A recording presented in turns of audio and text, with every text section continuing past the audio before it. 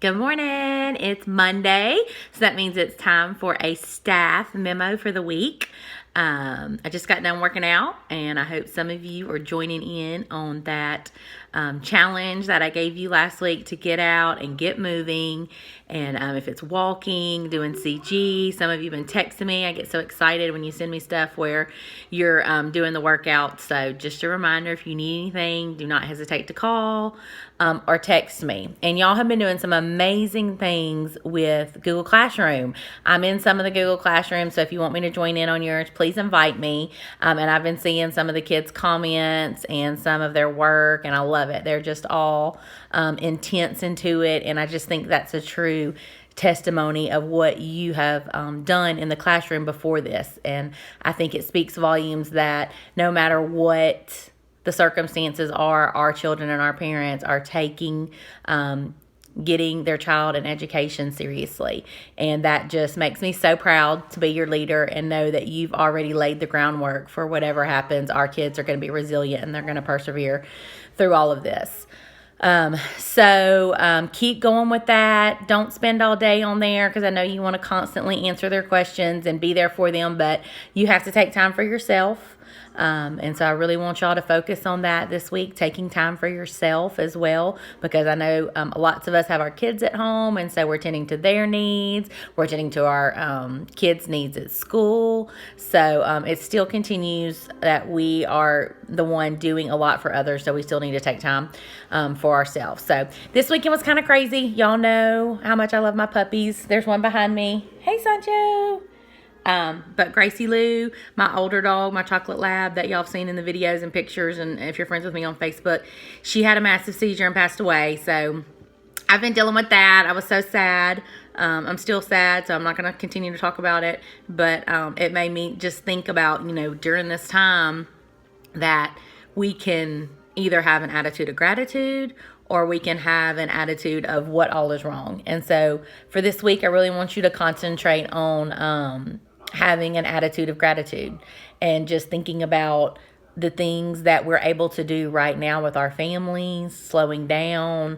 Someone posted a picture of their neighborhood in Benton, and they said it seemed like a scene from like the 1980s, because everybody was out riding their bikes, walking, playing things that we used to do when we were younger in the neighborhood with all of our friends. But now that there's so many travel ball sports and dance and cheer, and that we're constantly always going, we don't get the opportunity to be out in our neighborhoods and spend time with family. So I think it's important that we choose to have an attitude of gratitude instead of focusing and dwelling on things that we cannot control, and that we just make the best of our situation. And I feel like at PPE we always do that, so I just want to continue to have that mindset throughout this. No birthdays this week for our staff. We do have some coming up next week. And y'all, can y'all believe Wednesday is April? Like, I can't even believe it. We're already into April.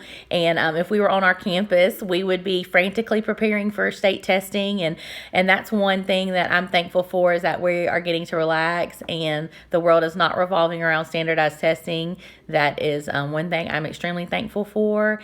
And that if we were in school and they had canceled state testing, I was actually looking forward to being able to teach like we used to be able to and focus on things that are important instead of always focusing on that test. So I think during this period, that's one thing that I've been able to kind of shift my focus that the test is important, but it's not the end all be all. And so that's one thing that I'm thankful for during this time, being able to reflect on that. So your challenge for the week. So last week I challenged you to call your students, and lots of people screenshotted different comments that the kids made. They text me after they FaceTime the kids, and the kids were so excited. And so I'm so thankful that y'all did that. And if you haven't gotten a chance to call all your kids, please continue to take some time to do that. But your challenge this week, and I wrote it down so I wouldn't forget all the stuff.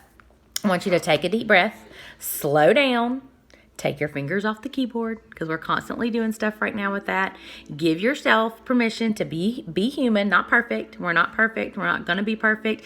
Even in this situation, I know we're trying our hardest to do everything right, but you're not going to, and that's okay.